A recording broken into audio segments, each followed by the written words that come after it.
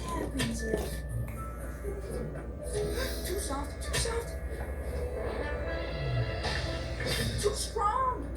There, soft and strong, perfectly balanced. Angel Soft. The Asia staff and I have something in common. We've been perfecting our craft for decades.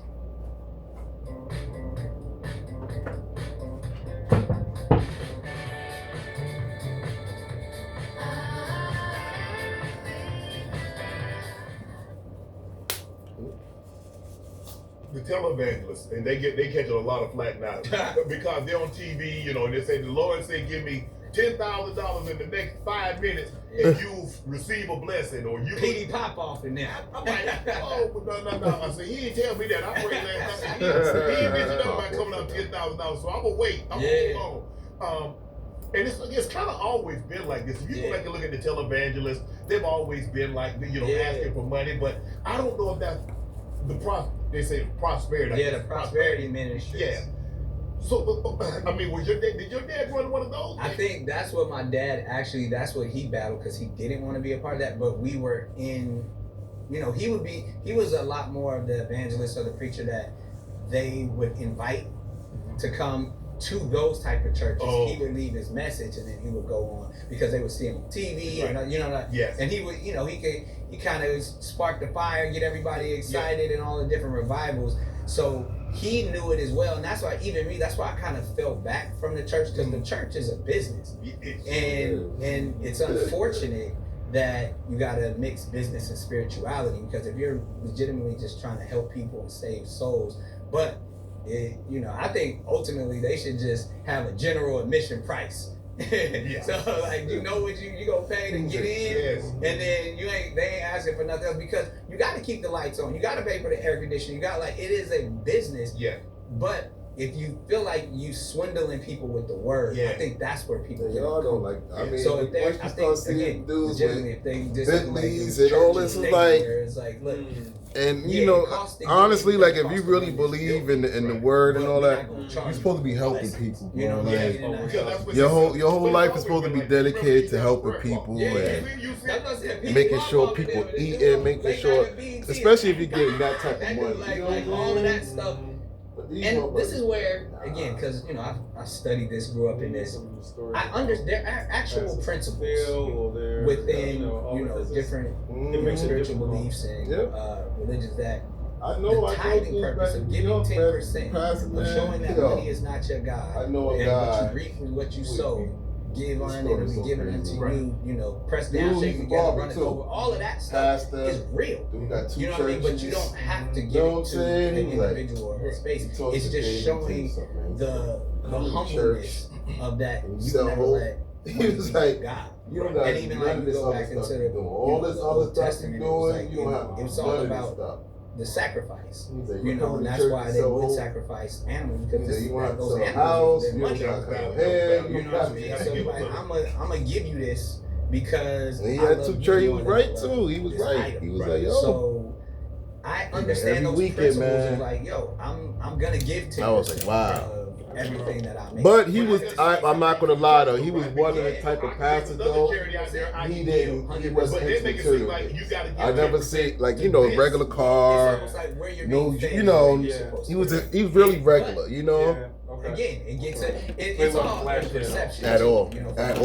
I mean, he really believed, he was really into the word and stuff like that. You know what I mean? But he was telling me the other side of it too. It's real. And that's the thing about it. That's what I'm saying. You gotta be able to establish boundaries for yourself. Because it is a lot that comes wrong with it. Church troll, people believe in you, they will give and do, but you just gotta they call it. refrain from taking advantage. So every He time was like, I coming see to church, such and such talking to such and such sell wife, or you don't got to do nothing else. See, y'all just as bad as everybody else. You know what I mean? Because they're putting up a presentation that isn't honest. Yeah, so where I got to that space, I was like, yo, we can just function, and we all got trauma, we all trying to figure it out, and if we can handle each other with love and care, that's to me what church should be about. But then when it becomes there's a status, like hierarchy within the church, I just couldn't rock with it. And then they asked him to see your W-2 and all kind of stuff. Come on now, you're doing too much. That ain't. I don't know. I don't think that is what they meant. They asking for W-2s in the church now. Right. I mean, hey. Closing the door, talking about, hey, we locked the door. How God gonna get in? See, that's crazy, right? When I saw that, and when I see other things like that, it's like there's an infrastructure within the church that church folk understand. And like I said, it all is rooted in like, yo, we got to keep our house together. So we got to feed into the house. But then when you start to mix that element into like, well, you're not gonna be blessed if you don't. Yes. Listen, that's when it gets a little too heavy. But other than that, I understand the process in which they have to do to keep their lights on. If you're out here trying to scale a business and you're doing everything yourself, come on now. That's not how the fast growing companies operate. The real ones, they delegate smarter. How do you think I grew my podcast? You gotta delegate. See, scaling takes the right expertise at the right time. And that's exactly where Upwork comes in. Upwork is your one-stop platform to find, hire, and pay expert freelancers across everything. Web development, marketing, data, operations, you name it. We're talking access to specialized talent across 125 categories. So instead of spending on weeks recruiting and locking yourself into a full-time he's like, I decided to leave. Like, right now, they keep it moving. I love the part you can browse profiles, check password, even get scoping the roles. So you're not guessing. You're hiring with confidence. Now, if you're really trying to level up with Business Plus, you can access the top 1% of talent on Upwork and an AI-powered shortlisting. You'll get matched with the right freelancers in under 6 hours. No endless searching required. Plus, Upwork handles contracts, payments, all the back-end stuff. She said they have all the kids working in all the businesses. Admin work. Thousands of businesses already on it. The question is, why aren't you?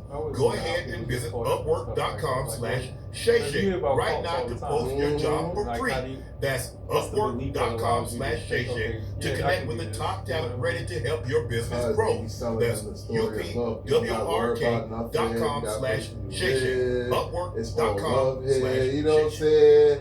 You don't gotta be a part of the society where you gotta be feeling stressed out every day. You know, they're gonna sell it to you, like, you know.